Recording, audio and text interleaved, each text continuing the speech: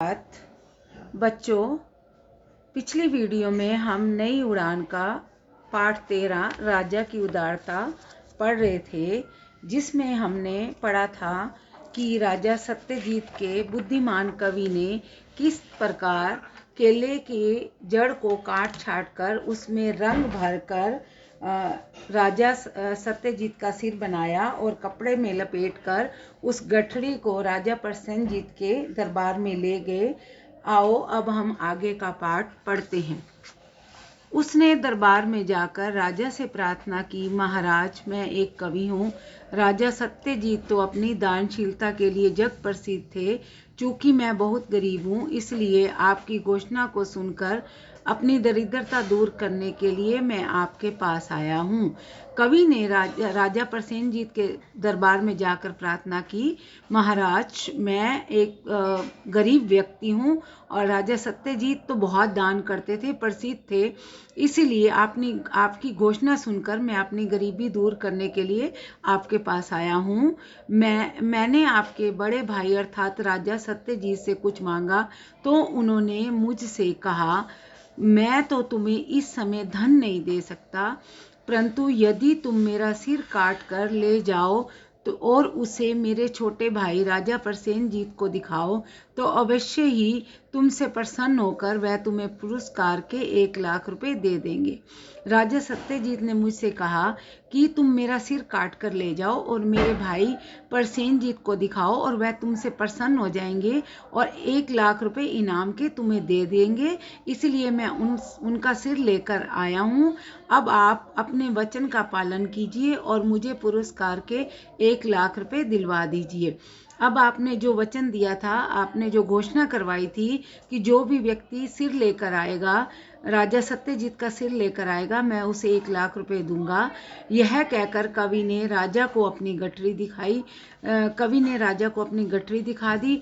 राजा प्रसेनजीत ने जब अपने बड़े भाई सत्यजीत का कटा हुआ सिर देखा तो उसे अपने सामंतों पर बड़ा क्रोध आया अर्थात गुस्सा आया, क्योंकि उन्हीं की सलाह पर उसने यह घोषणा करवाई थी कि अब उसे अपने बड़े भाई की दानशीलता पर विश्वास हुआ।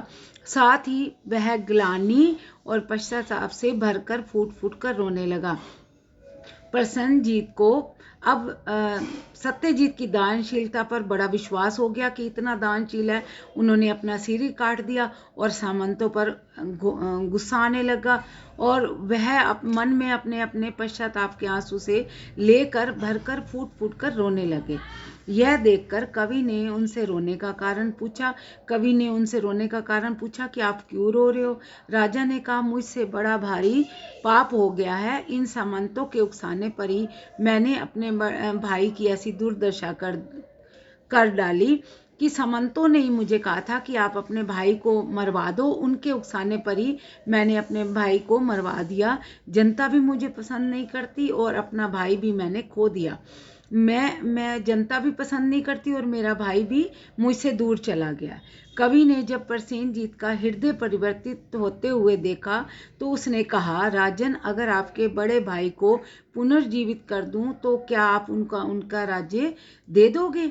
अब कवि ने देखा कि प्रसेनजीत रो रहे हैं और उनके शायद हृदय में परिवर्तन हो रहा है, तो उन्होंने कहा, राजन, अगर आपके बड़े भाई को पुनः जीवित कर दूं मैं, तो क्या आप उनको उनका राज्य लौटा दोगे? जरूर दे दूंगा, पर क्या अब यह संभव है? अब प्रसेनजीत पूछते हैं, मैं राज्य तो दे दूंगा पर अब ये संभव नहीं है। ये कहते हुए प्रसेनजीत कवि के पैरों में गिरकर रोने लगे।